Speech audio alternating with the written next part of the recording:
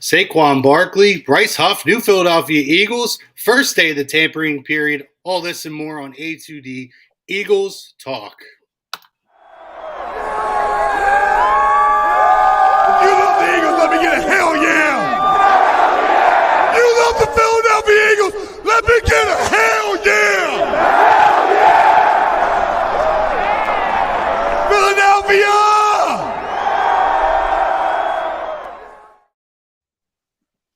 Welcome in, everybody. Eagles Talk A2D live coming at you Monday nights. I am Chrome, joined by, as always, Rob Brakeman, Chucks Moranin. No Pete Evans tonight. Sending love to Pete. He had a little procedure and he's recovering, but he should be back next week. So we're looking forward to that. A lot to discuss today. First and foremost, let's show a little love. Baggio's Bread, located in Mount Laurel, New Jersey, home of the best stuffed breads, tomato pies, sandwiches, cutlets, meatballs. You mentioned A2D sent you in. All your in-store purchases, 10% off. So make sure you guys swing by Mount Laurel and check out Baggio's Bread. Guys, what a day today. We got a lot to talk about with the fam here on A2D Radio. So I'm really, really excited. First day of the legal tampering period here in the offseason, and Howie Roseman did not disappoint. Got active, got live. And with that, Baggio's sponsoring our poll question here. Obviously, the biggest name dropping today for the Philadelphia Eagles. Reaching an agreement with Saquon Barkley is a smart move by Howie Roseman.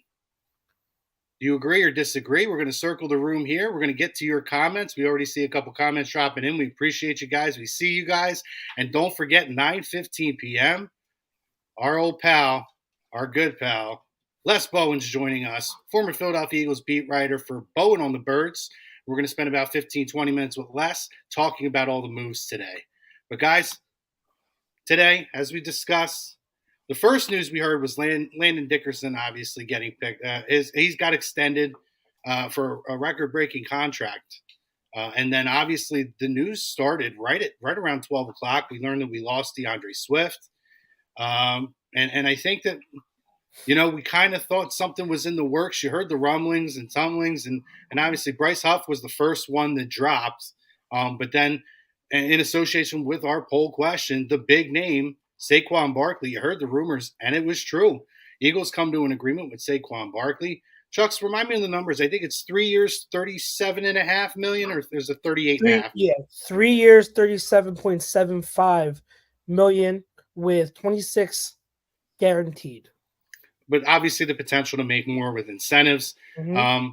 Brakeman, Mr. Rob Brakeman, why don't you kick us off here, buddy? Do you agree or disagree that this was a smart move by Howie opening up the legal tampering period?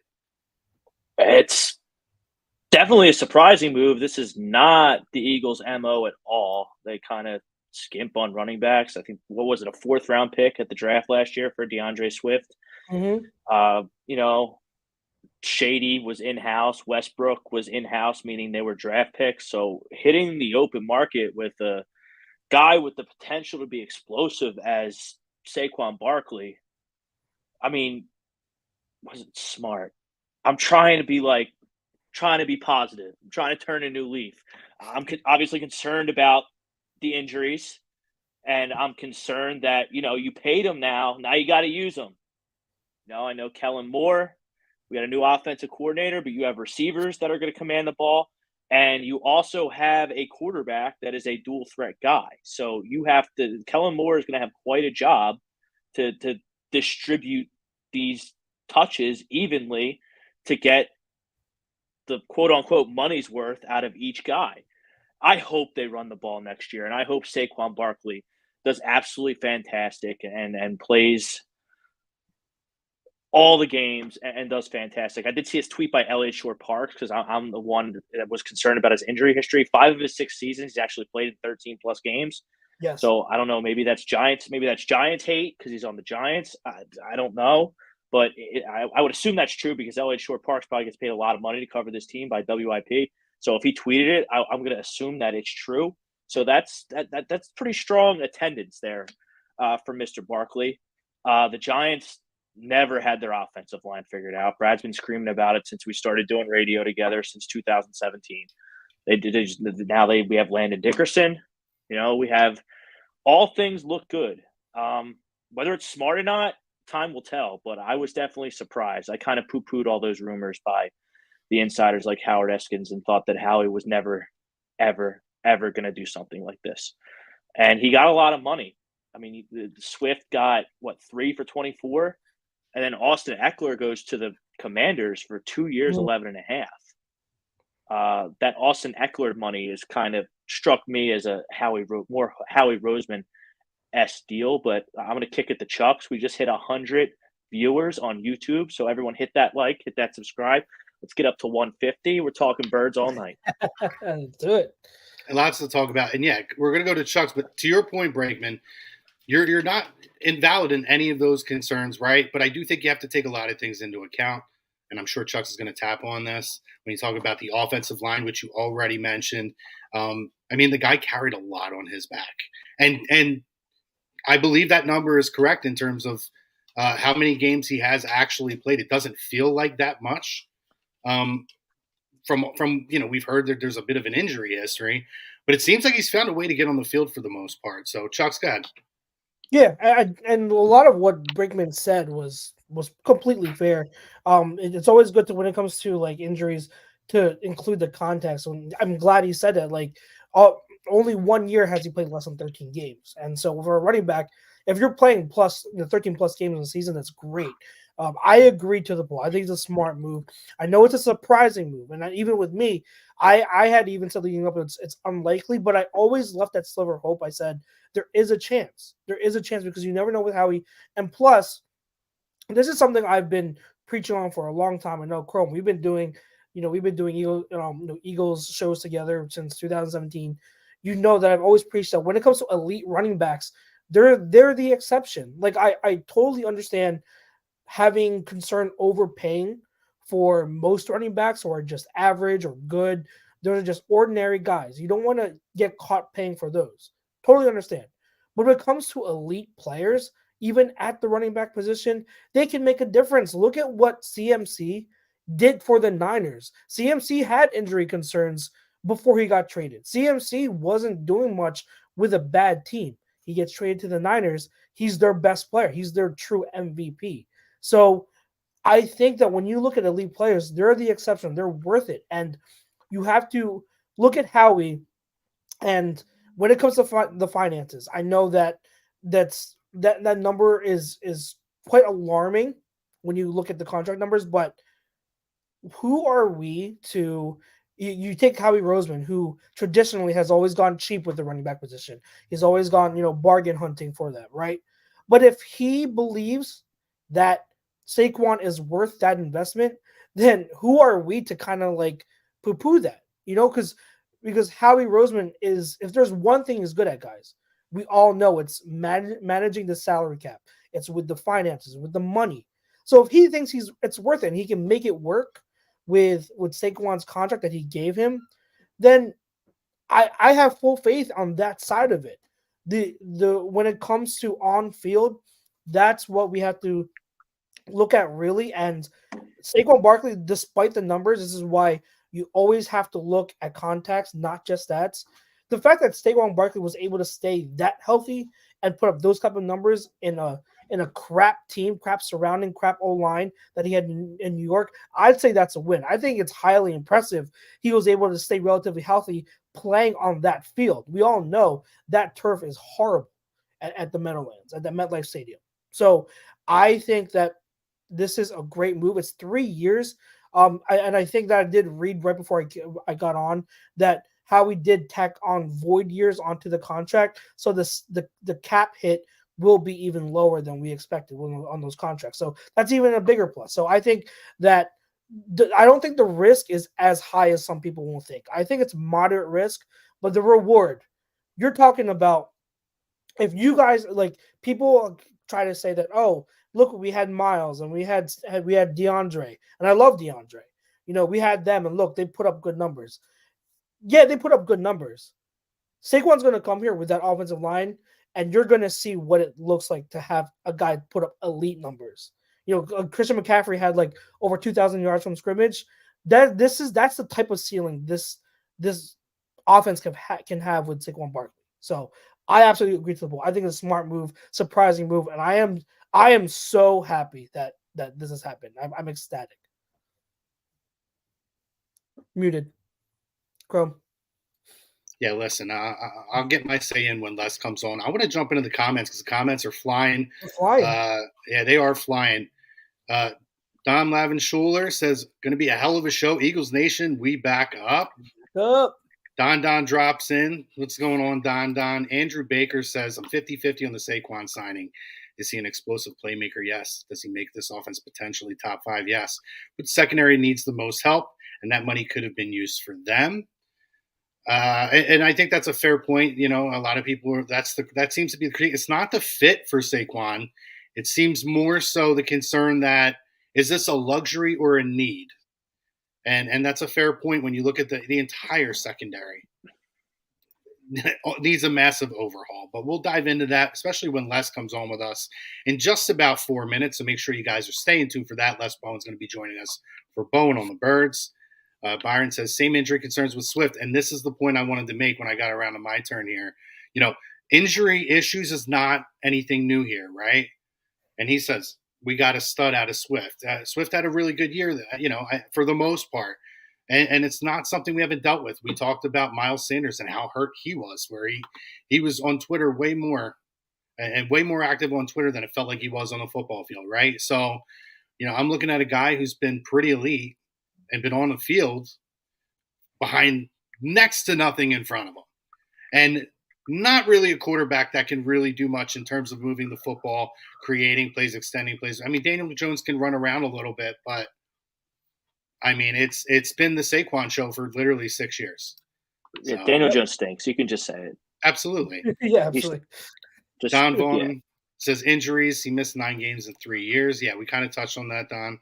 Got to have more faith in our offensive coordinator. And that's the one thing, right? Kellen Moore does have a history. He has a history with using running backs, using diverse running backs. And that's the thing with him, right? First of all, he can block. That can only help.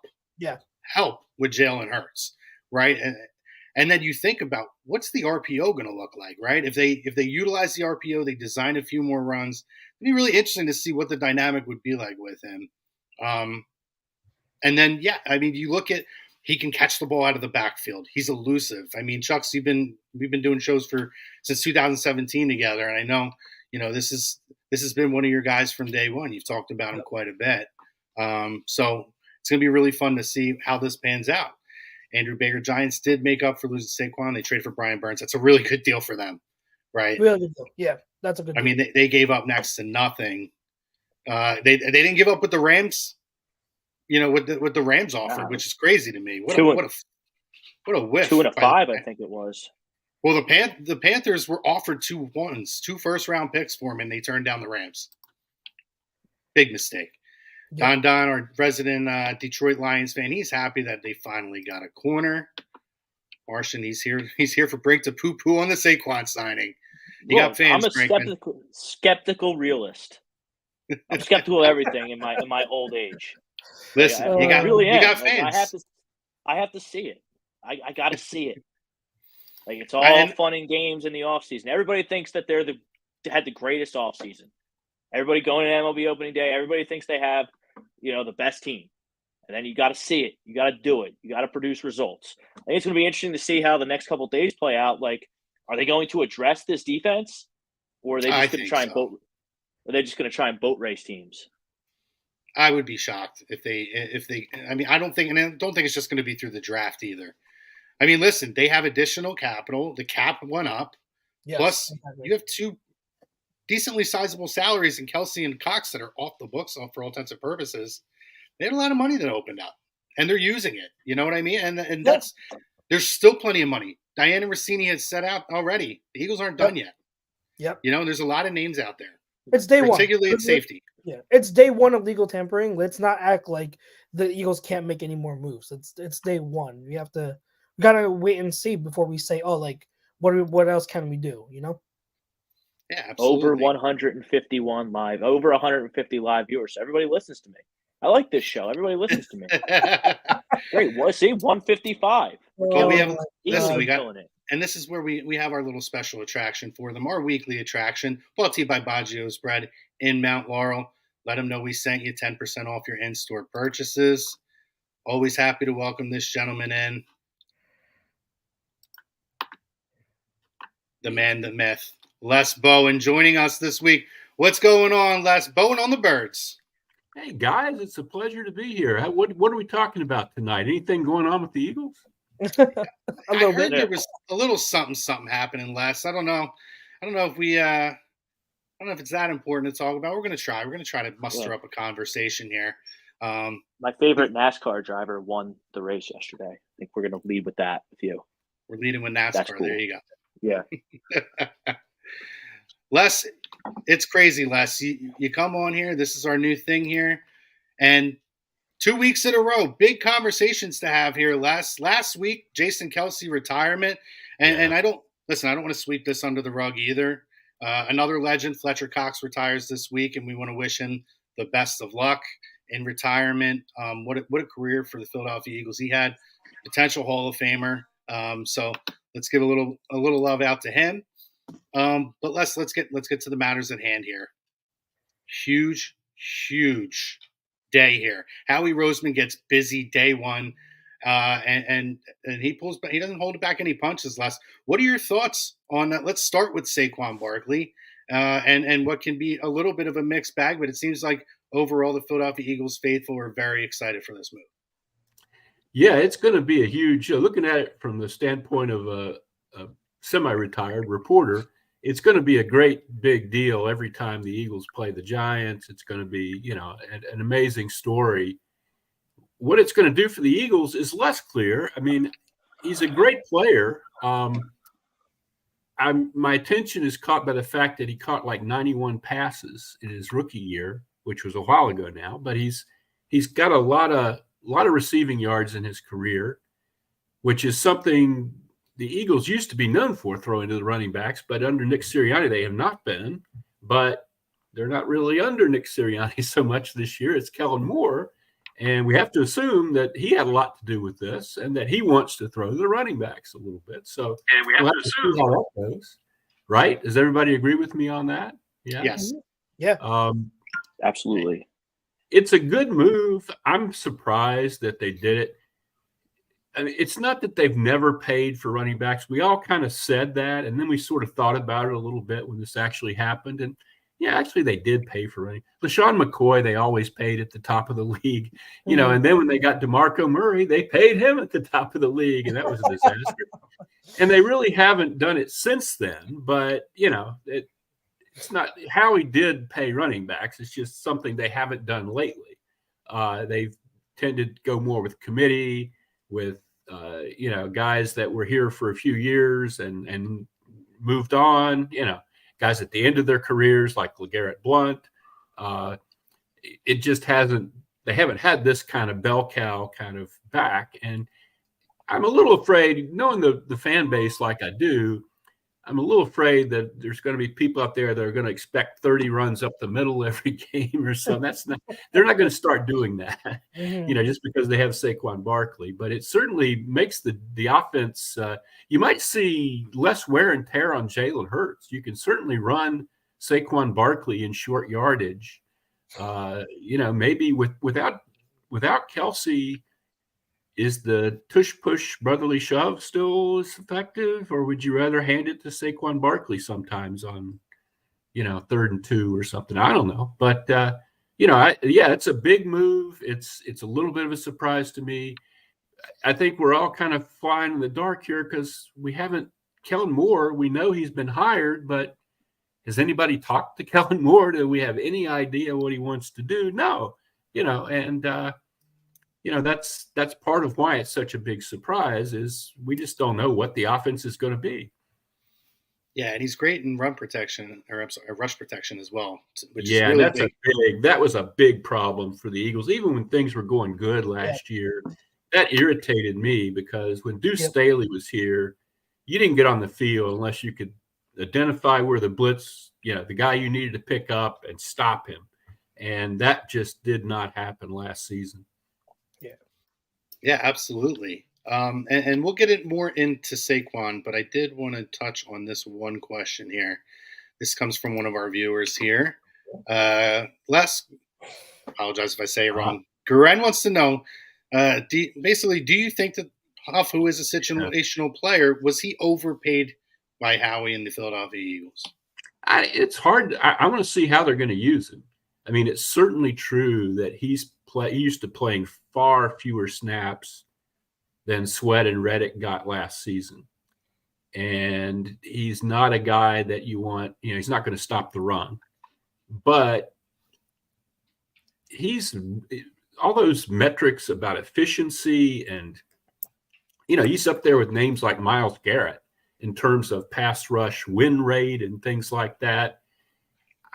Situational, I mean, in the NFL these days, passing is the game pretty much. I mean, maybe on first down he's not in there, but I would think he'll get more snaps here than he had with the Jets. And we don't know what they're going to do with Sweat and Reddick yet. We assume one of them's gone, or maybe both of them are gone. But in the past, the Eagles have tried to rotate guys. There were years when it took forever for Brandon Graham to actually play 50% of the snaps. I don't think people remember that. It's true. He was an established player in the league and was doing very well, and he wasn't playing half the snaps, So, he's a situational player. Overpaid, I don't know. I mean, we saw some crazy numbers today at various positions, and I don't know that he's overpaid. We'll see. We'll see how he plays. If he's as good as they think he is, then probably not. Yeah, I never really get too worked up about how much guys make, because this is the price. This is the price you pay for not drafting properly. You have to pay free agents, and you're competing against all 31 other teams for these big names. So, I mean, don't worry about younger free agents, the guys that have a lot of tread left on the tires. I mean, you're going to pay big money there. I mean, that's just how it is. And there's staggering how many 25-year-olds are on the market right now. Yeah, and I mean, this is a name I right don't there. remember anything like that. And this is a name right there. Another question here that is something I wanted to touch on about McKinney. I would almost rather have had Xavier McKinney than either Saquon or Bryce Huff, just because the Eagles were so horrible at safety last season. And I know rationally that's not right, that you wouldn't a safety instead of Saquon Barkley and Bryce Huff wouldn't be value, but I would have been more excited to see that news, I guess, just because the safety position was so bad. And McKinney is a young player who's really good. But I think Martin or Martian, whichever it is right that $17 million a year for a safety is nuts. I know they would not pay that. So they didn't. Yeah, and I think with McKinney, when I was looking at the safeties and free agency, the available ones, I personally don't even have McKinney ranked as high as some of the other guys. I had more interest in a guy like Justin Simmons. Now I know he's 30, but he's also proven. Obviously Chauncey Gardner-Johnson. Chauncey Gardner-Johnson's there. Cam Curl is another safety at Washington who's very underrated, and probably you can get him for a lot cheaper than McKinney. So I understood the McKinney stuff, and plus he was drafted early, but $17 million a year. There are reliable options, other options that you could probably get at a cheaper price over McKinney. So I wasn't too upset over that. Right. The idea of a big name, though, at the positions of drastic need is something that, fans would like. And I know you guys were talking right before I came on about this is day one and so on. And that's very true. But it's also true that there was a lot going on today, and a lot of guys went off the board. Linebacker, Van Ginkel. There were some names that went off the board that I kind of was, darn. I thought maybe the Eagles would be interested in, and it just didn't happen. And I trust them to know what they're doing, but I would have liked to have seen a safety or a linebacker, or even a corner. Yeah. Well, so and that's why maybe I'm just being optimistic here, Les. But I think of a name like a C.J. Gardner-Johnson, right? We've seen him here. We know that he, in terms of his chemistry with Darius Slay and with James Bradbury, and I don't know that James Bradbury is going to be starting on this team or not. He could still be cut. Guys like Ringo, some of these younger guys may get some of those reps. But they also had really good years when CJ was kind of their third man in support back there. So it makes me almost maybe they're looking at it as if you bring back a guy like a CJ Gardner-Johnson, maybe that can help with some of the deficiencies in terms of your two cornerbacks. And then they can invest in maybe a linebacker or something. Because the thing with CJ is he missed a lot of time again last year, right? So well, that's why he's back on the market this year. His price tag's going to be down. Yeah.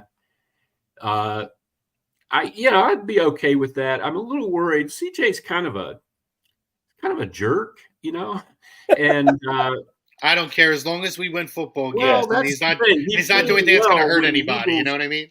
He fit in well when the Eagles were going to the Super Bowl. If you put him in a locker room like they had last season, that's true. I don't know. I mean, and what are we looking at this year? With Fletcher Cox and Kelsey gone, are we looking at a team that's going to be, 13-4? Are we looking at a team that's going to struggle to win 9 or 10 games? I don't know. I'd be a little worried about CJ, but not so much that I wouldn't sign him. Just it's something I would think about, before signing him.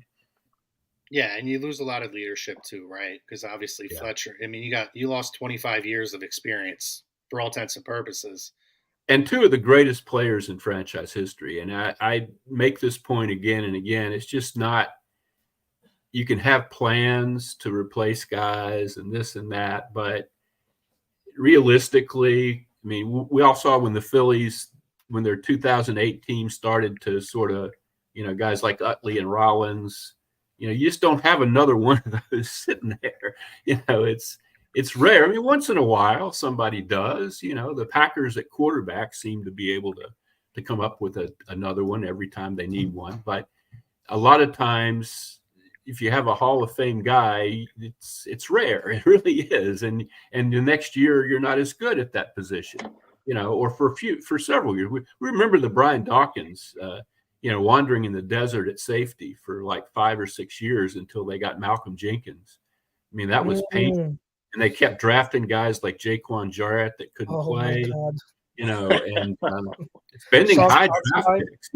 Jarrett was a second-round pick, and they just kept trying to solve this, signing guys and drafting guys, and they were bad. They were really bad at safety. And, it's something you have to think about when you lose two players like that. Not just the leadership, which is huge, but Kelsey in particular was still one of the top 2 or 3 centers in the league. Fletch, not one of the top 2 or 3 D tackles, but I thought he had a good year last year. Yeah. I was a little bit surprised that he did that. If they'd had any interest in bringing him back as a rotational piece, I would have been all right with that because I didn't think he was terrible. I thought – when they really went bad, I thought he was playing better than the young guys were, frankly. But I guess he felt it was time. And, I'm not out there getting my head knocked in every day for a dozen years. So, I respect his decision. Yeah, I 100% agree. I think we want to circle the room, each get a question in before we wrap up our time. I'm going to get mine in. We're going to pay some love to the sponsor after. We'll come back on the other side. We'll get you and we'll get Brinks and Chuck's in. And mine's pretty simple, though, Les. We talked about it. A lot of leadership gone. How important is it now, with knowing the Fletcher's gone, with Kelsey being gone, to bring back a Brandon Graham and to maintain that kind of stability of a leader, a guy who's been here, one of the final holdovers? It's him and Jake Elliott, I think, and Lane.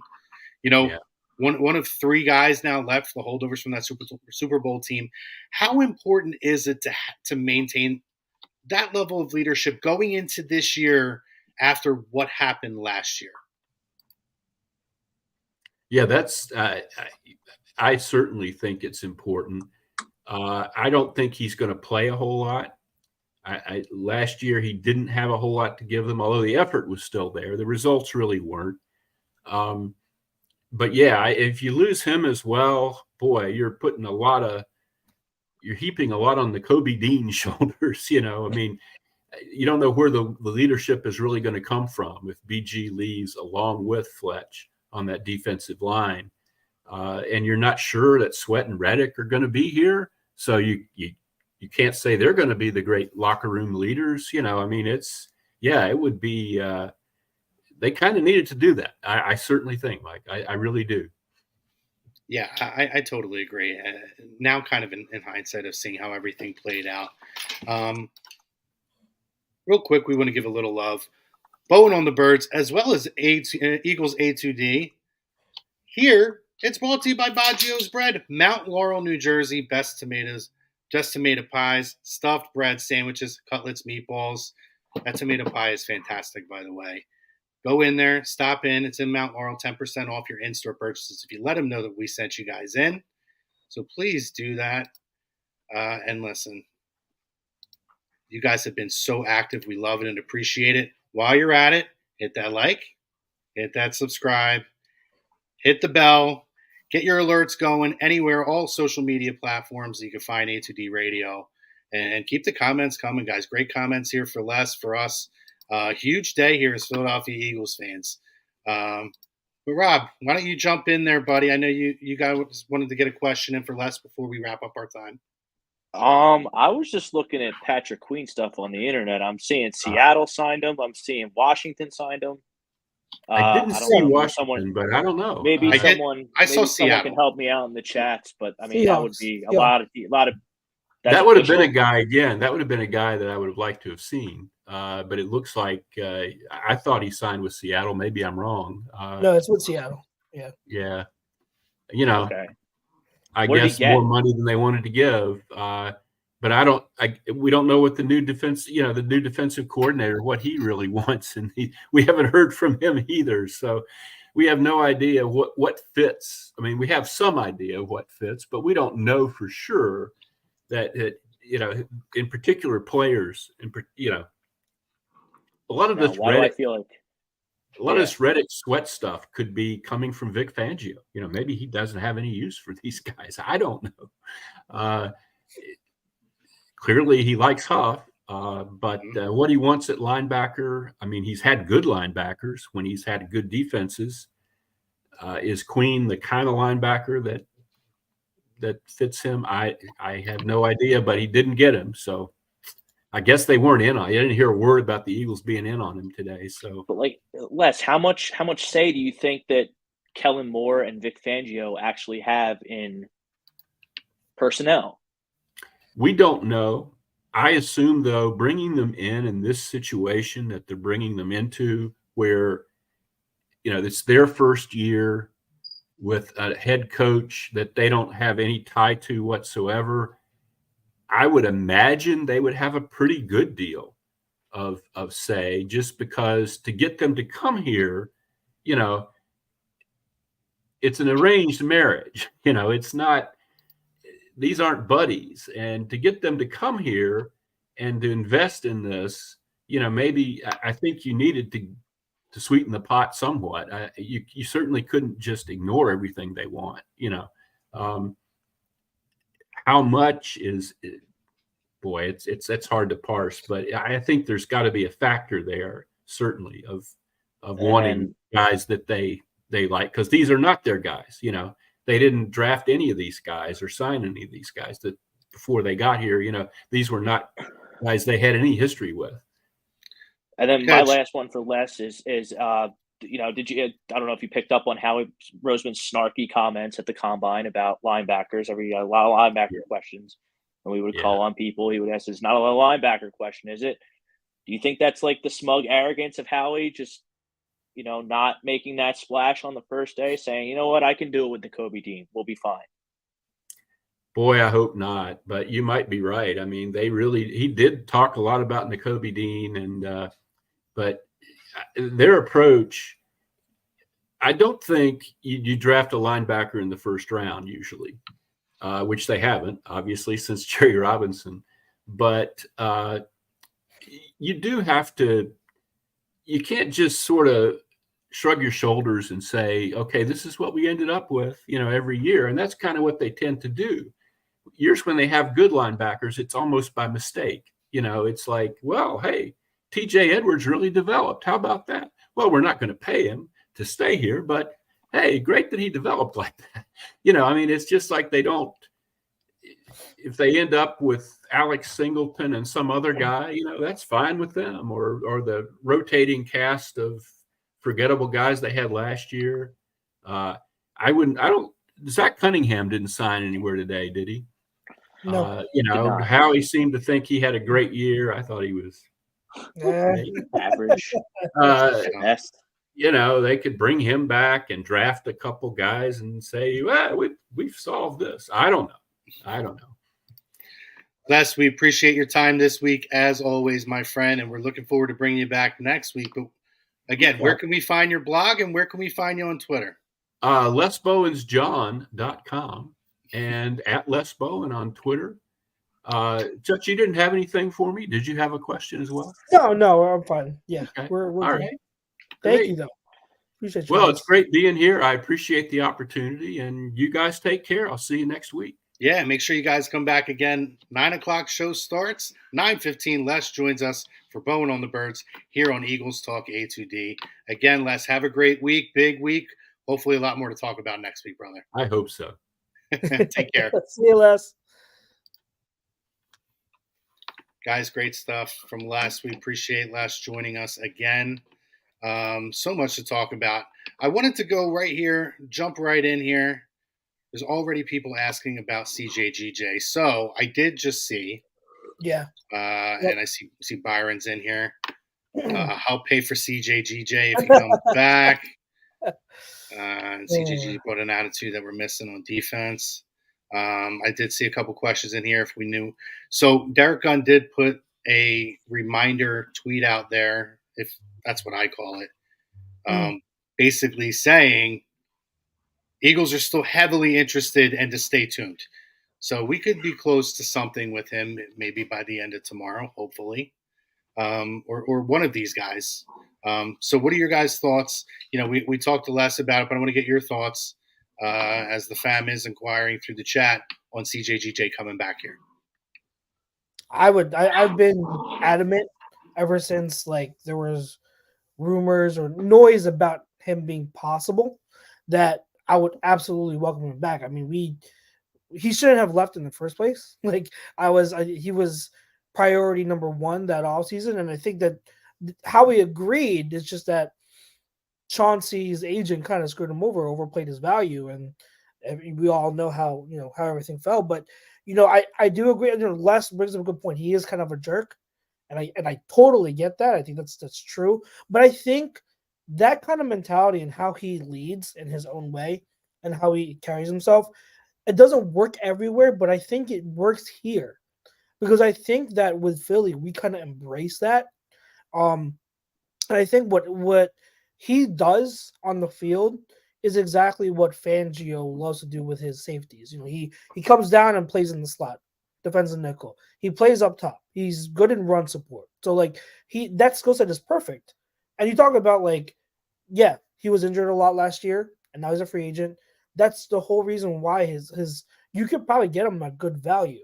You know what I mean? You could get him for a really reasonable contract, and getting that type of guy back in here who can make a big impact. He made a huge impact for us 2 years ago in that Super Bowl run. And during the Super Bowl, you could argue he was one of the only ones on defense that showed up. So I am all for it. I am absolutely all for it. Him or Justin Simmons are probably the two safeties that I'd want the most. Give me one of them, and I think you're Gucci at safety until the draft. Now, one guy. Chrome, you're muted. Chrome's muted. I keep hitting a button over here on the side. Listen, let's get back to Saquon Barkley. Hot topic of the day. He is the biggest name of the day. And obviously, one of your co-hosts here on After the Whistle, Mr. Brankman, Brad Ryer, says the Eagles spent way too much money on the running back. He'll be injured by game 3. And I love Brad, but Brad is Brad is I'm a Brad. Giants fan. He's the biggest fan until he doesn't get his Mm. way, and now all of a sudden he's going to be dragging him through the mud. But I digress. Well, Brad shook. Lewandowski shook. Tiki Barber shook. Oh Like, God, they're all Tiki. shook. Tiki Barber sucks. Yeah, he's. Can't stand that guy. And I think Rondé Barber I don't might be the think- worst TV I think analyst I've Giants ever fans seen in my life. themselves can't stand Tiki Barber. I don't think Giants fans even like Nobody Tiki. can. Mr. and Mrs. Barber can't stand either of their sons, I'm sure. But I mean, I don't mind Rondé. yeah, Giants Nation is shook. Not only that, he left, and a lot of them expected him to be back because they need players, and right now they don't have many players because Xavier is probably arguably their best offensive player and their best defensive player aren't going to be on the team now. They did sign Brian Burns, but the Giants were awful last year and they got worse. The Cowboys surprisingly didn't make a splash today, and Washington, we'll see. They led the league in cap space. They had something not over $90 million coming in to today. Obviously, no one's officially signed yet, but they did some things. They got Eckler for real cheap. They got that linebacker from Carolina that a lot of people wanted the Eagles to get, Luvu. Not sure if Luvu. Yeah. Luvu. So, I mean, you look at this, like, not only did you sign Saquon Barkley, but you made a division rival worse. And if you're judging the entire offseason by just the first day of free agency, congratulations, everybody. The Eagles won the division. I'm kidding, but, like, we'll see what happens because, I mean, Dallas is going to do something. They always do. And we'll see. I don't know. Like, it's weird. They need to do more. I'm very interested to see, like, going into this offseason with these new coaches, I was wondering how they were going to allocate their resources. Were they going to give, veterans to Kellen Moore, or were they going to give veterans to the defense? That's the way you split it, in my opinion, is you talk to the guys like, hey, Vic, do you want our draft capital to be spent on young guys that you can mold, or do you want proven guys? And then give the opposite to the offense. That's how I would split up my offseason plan if I were a GM. So, I mean, Bryce Huff is okay. I mean, still a lot of questions. It's going to be a wild next couple of days because these all become official on Thursday, correct? Wednesday. Wednesday's the first day that they can actually sign. Yep. And then I'm still seeing super conflicted reports about Patrick Queen and everything Washington I'm seeing is and Seattle. I haven't seen money. I haven't seen a definitive tweet from a guy that I trust. So I guess we're still holding out hope for Patrick Queen. Because the linebackers, they really drop off. Now you're looking at Devin White, who I like. You're looking at Kenneth Murray. A lot of people wanted to draft a couple of years ago. Yeah. So, I mean, linebackers drying up quick. We'll see how that works out. Thank you, Matthew, for the compliment here. Says Les Bowen's awesome. So is everyone else on the show tonight. We appreciate it, and we appreciate all the comments you guys have coming in. We really, really appreciate it. But Chucks, let's dive a little deeper into here. What exactly does Saquon Barkley bring to the table in terms of skill set? Because there's a lot of people still inquiring. Want to get a lot of our thoughts. Including Tristan here, who says, I know Chucks loves his running backs. I know he's happy right now. And right now you're actually doing your running back evaluations for the draft. So can you give us an evaluation on Saquon? Yeah, absolutely. I mean, not much has changed since I started studying for that draft. He's as talented as you'll see. He is still that guy. Like, in terms of straight talent, he's a top 5, maybe top 3 in the league. He's in that tier. He's an elite talent. The production hasn't matched because of the situation. Now, what he brings to this offense, I kind of alluded to earlier, but I know a lot of us were mad and got upset so much when the Eagles had to sub out DeAndre Swift and had to play Kenneth Gainwell on important downs, right? Like, when it came to, like, passing downs, they had to put Gainwell in there. A lot of people were upset. But the reason why is because Gainwell was the best pass blocking back that we had. He's also arguably he's a good receiver too. So what you get in Barkley is someone you don't have to take off the field. You're gonna take him off the field to give him a breather and everything, but when it comes to money downs, when it comes to pass pro situations or deploying him as a receiver, he is that guy. He can do everything. I know years ago, pass pro was a little bit of a question mark with him, but he's improved. He's improved over the past couple of years, so he's become really good at it. So he's someone who can truly do it all. And we haven't had that type of running back since Shady, since Westbrook, those guys. So having that type of guy who can do it all is so valuable. And I think we're starting to see in this league that I know that the hot thing for the past 5 to 10 years was running back by committee, keep them fresh. But I think we're starting to see, because of the shift in how defenses play, we're starting to see how important getting a featured running back, having a lead guy, a guy who can do it all, who is that talented, how important that is to an offense. It's not so much running back by committee anymore. You're starting slowly to see it. And the signings today, all the top running backs almost got signed right away because teams know that. And a part of that is because there's very unexpected as well. I think part of it is probably a tell on the draft class. There's no clear cut like elite stud prospect. Yeah, but they got paid decent money too, right? Like you heard Schefter and you heard Orlovsky and Lewis Riddick and all kind of speaking earlier, saying, this is the one position they thought kind of would develop very slowly, and it was not. I mean, first name that dropped was DeAndre Swift, and it just kept flowing from there. Tony Pollard comes off the board. Obviously, Saquon Barkley comes off the board. Josh Jacobs comes off the board. Aaron Jones gets added to the board. It's like a crazy wild day in terms of the running back position. That was weird. That Packers situation, that was weird. Because they don't have A.J. Dillon either. I'm a little surprised by that, but I'll save that one for you guys to talk about on Friday. Anybody want to chime in here? I've seen a couple comments asking about this, asking if we could give a little insight on Zach Bond. I mean, for me, what I've seen is, he's a guy who could start. I think he started 6 games last year. His numbers are good. I mean, they're not, it's not elite, but could this be like another, maybe like a Kaiser White type of a signing here? Could this be a guy that's kind of an under the radar, but ends up coming in and making a difference? I'm not going to say a huge impact, but making a difference in the defensive secondary. Yeah, for one, he's going to be a core special teamer. That's going to, and I know people scoff at that, but special teams are important.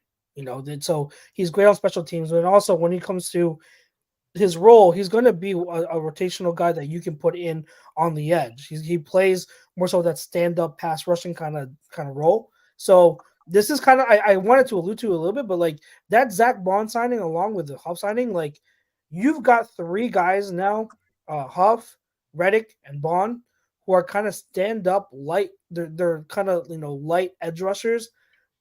I would be surprised. I wouldn't be surprised if that is a sign that Reddick is the one that's most likely going to be traded, because having 3 guys who are light like that's not usual. So could be a sign, could not, but that's what Zach Bond is. He's kind of like the outside 3-4 edge rusher, stand up guy who rush the quarterback. So I think it's a decent signing. I don't know too much about him except for that. So it's going to be interesting to see how that approach goes forward at that position, at the edge rusher position. Strikes me as a poor man's Andrew Van Ginkel. It tells me that they were probably trying for Andrew Van Ginkel because Vic Fangio he probably owes a commission to Vic Fangio for that contract he got with the Vikings today. But it tells me that they were in on Van Ginkel, and this is kind of like a poor man's Kyle Van Ginkel. I mean, he's 6'3", as opposed to Nakobe Dean, who's 5'11", so he's got better size. But I mean, like, this is the type of thing that they do at linebacker. These 1 year different committee type guys, and they'll work it out in camp who gets to play. Yeah, and I mean, I think the one thing with him too, before we move back on here, is he doesn't play every down, and in his limited amount of time on the field, though, he seems like he makes plays. I mean, again, you're looking at statistics. I'd have to go back and really read up on him, but the stats are there. He has a decent amount of tackles. I think he had 2 sacks last year, so he makes plays and he can get to the quarterback a little bit. So there's a bright spot there. It's not anything. Not every signing is going to be an elite signing, right? You're going to need these kind of depth guys. So yeah, absolutely. Oh, I thought you were going to read that one. Shucks. Oh, SJM. sorry. That's all right. I got you. SJM. One of our regulars appreciates you. And Scott, by the way, thank you for that question earlier. SJM says Bond is a special teams contributor, played a ton last year, has upside to contribute strongly in nickel and dime sets. Yeah, so there you go. Speaking of Van Ginkel, he signed for pennies. Howie should have signed him. I wouldn't say that. I mean, he got $10 million a year. I don't know what pennies those are to. Yeah, that's pretty Mr. significant. SC Birds fan 803. But yeah, $10 million a year to play a child's game is pretty good. And SJM contributes. Fangio loves to play with 3 safeties. The Birds are 100% going to sign either CJ, GJ, Chin, or Curl. Who do you guys want out of that list? Chauncey. Same. Yeah. Kyle Duggar was a guy that I was very interested in heading into free agent. He got slapped with the transition tag in New England. Not 1,000% sure what that means. It's kind of like the the franchise tag match.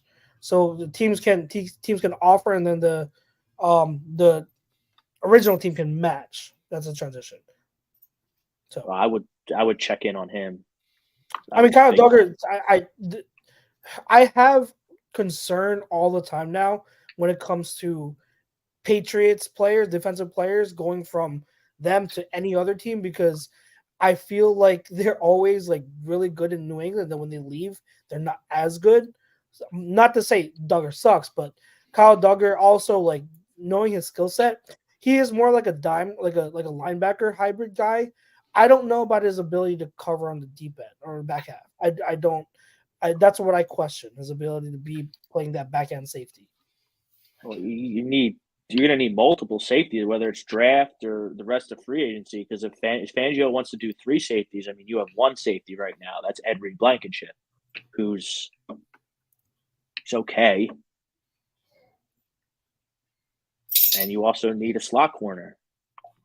So, there's a lot of work to be done.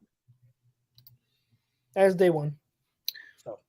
Brad says, I think if Barkley stays healthy and doesn't get hurt in game 3, and different Brad, by the way, the Philadelphia Eagles will go all the way. I'm curious if there's any Giants fans in the chat.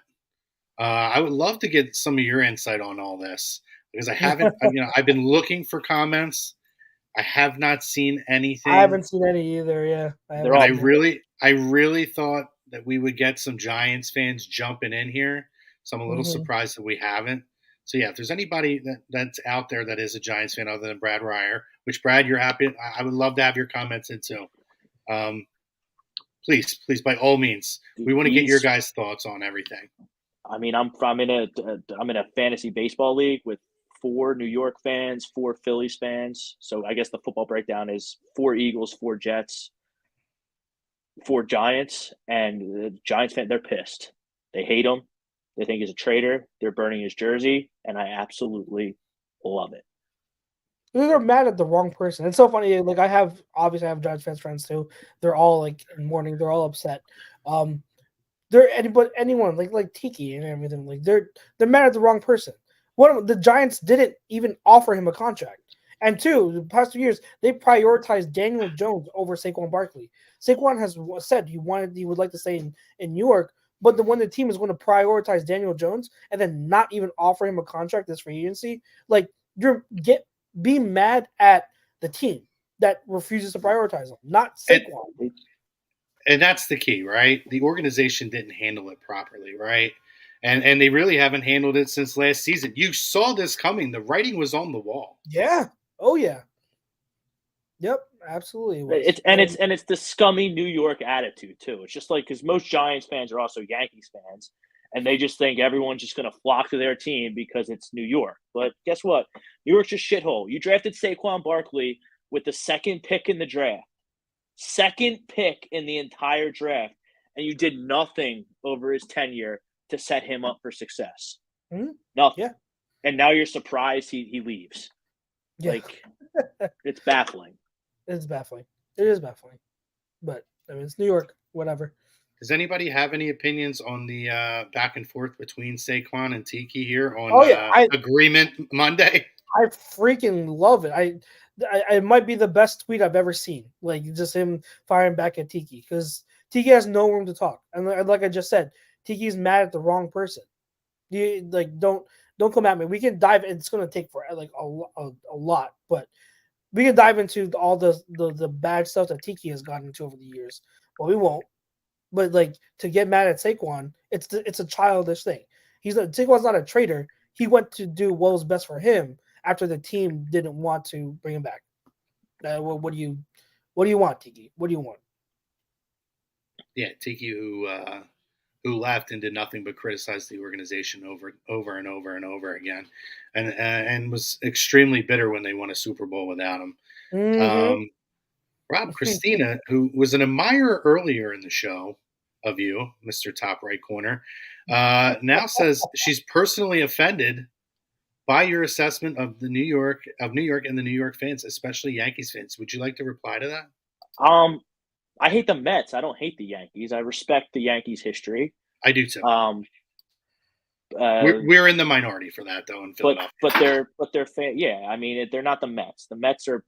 I go back and I mean, it's about to be baseball season this summer, so I hate the Mets more than the Cowboys. But once football rolls around, I'll hate the Cowboys more than the Mets. Like that's how much I hate the Mets.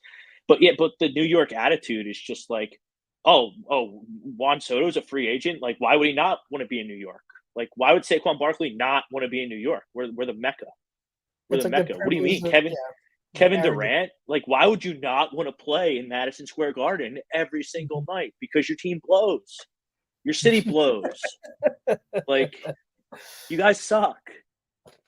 Like, but no, I hear you. Yankees fans, they're all right, but they're just entitled and spoiled, and they are. I mean, I spent. They won't stop talking about the Astros, like banging on those. I spent 11 years living in that New York market up in Central Jersey. So like I've dealt with New York fans a lot, and yeah, they're pretty entitled. So I totally agree with you on that. SGM's comments, he said, I agree that Rob, New York is an absolute dump. My two best friends are Giants season ticket holders and are sick to their stomach.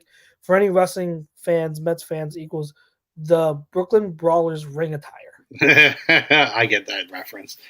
Good stuff. Listen, I'm not a New York hater. I'm just not one of the team-wise, not a Giants guy. Don't care for him.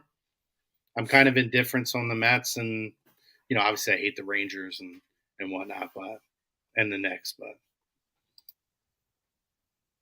it's just New York. I could go. We could do it the whole 2 hours like we used to do. We could do a lot of.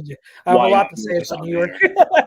So, I have a lot to say about New York. On Philly all the time, like, oh, you're a murderer. Yeah, no one gets robbed or killed in New York ever. Like, what are you talking about? Like, go away. Like. Matt Walsh says Giants fans should be mad at ownership for paying Danny Dimes. Only a playoff franchise would pay him before Saquon. Well, I think they were kind of back. It's 100% accurate. They were also kind of backed into a corner, right? Because they were in a terrible situation quarterback wise. He actually came off of a decent year. They really were kind of in a lose-lose situation there because you couldn't not pay the quarterback. As weird as it sounds, I don't know. They should have franchise tagged them. They could have. That's what they should have done. They franchise tagged Saquon and then signed Daniel Jones to a long-term contract. It should have been all the way around.